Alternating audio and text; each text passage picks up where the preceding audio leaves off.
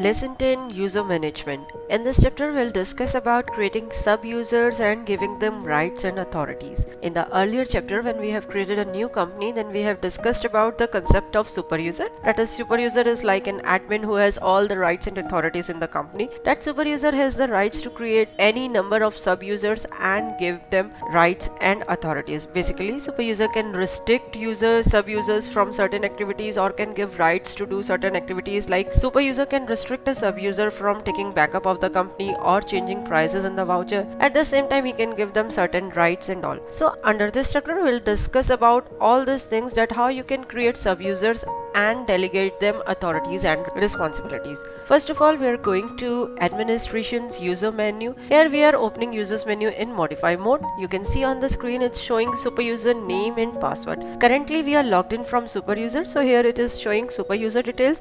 If you want, you can modify the name of the super user or the password. After that, we'll go to creation of sub users. For this, we'll go to users profile, add option.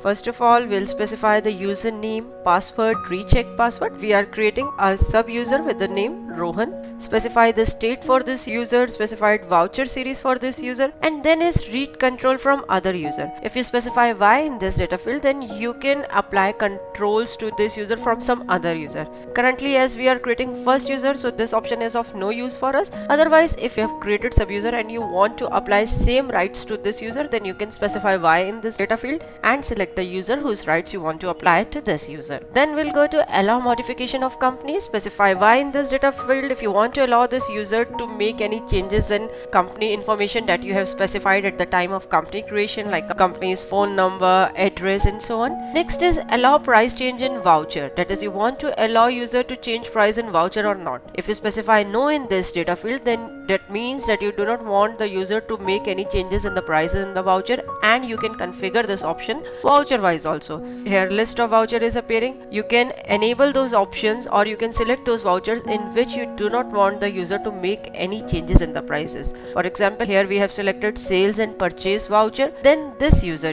Rohan, cannot make any changes in the prices of the vouchers already entered for sales and purchase transaction. Similar is the option of allow discount change and allow markup change. If you specify no in these data fields, then further specify the voucher, then this user will not be able to make any changes in the discount and markup values in the specified vouchers. Allow printing of documents. Want to allow user to print documents or not. Allow reprinting of documents. That is, user will be able to reprint the documents or not. That is, he can print the documents only once or more than one time. Then is hide value of item in reports. Specify Y in this data field if you want to hide the value of items, that is the price and amount from the user in the reports. That is, user would not be able to see the price or amount of the item in the reports also. Next is allow export of report. Yes or no. Allow data backup. That is, you want to allow user to take company backup or not. Here we have specified no. That is, user Rohan does not have the rights to take backup of the company's data. Allow printing of voucher, yes or no. Restrict backdate entries. That is, want to restrict user from entering backdated vouchers. Can configure this option voucher type and voucher series wise. Here first of all, you will specify the basis for restricting backdate entries. That is, backdated entries will depend on last voucher date or the current system date. Then you can specify the voucher type, voucher series, and number of backdays allowed. Here you can see on the screen, in the sales voucher we have allowed backdated entries for 7 days, and in the payment voucher we have allowed backdated entries for 10 days. At the bottom there are two more options. Vouchers, voucher series that are not mentioned above, allow backdated entries or do not allow backdate entries. That is, for the vouchers or voucher series you have not specified in the grid. For those voucher, whether you want to allow backdated entries or do not want to allow backdated entries. Here we have selected the system date and we have specified 7 backdated entries for sale voucher and 10 backdated entries for payment voucher. That means user will not be able to enter vouchers earlier than 7 days starting from the system date in the sales voucher and for 10 days in the payment voucher. Next is can regularize PDC, yes or no. Can reconcile ledger, create financial year, that is user can create a new financial year or not. Allow overwrite of data while restoring backup, yes or no. That is he can overwrite the data or not at the time of restoring data backup. Restrict grid deletion entries in sale, that is in the sales voucher can the user delete the grid entries or not. Now we have discussed rights related to various options or data entry. On the top of all these you can see a menu right message.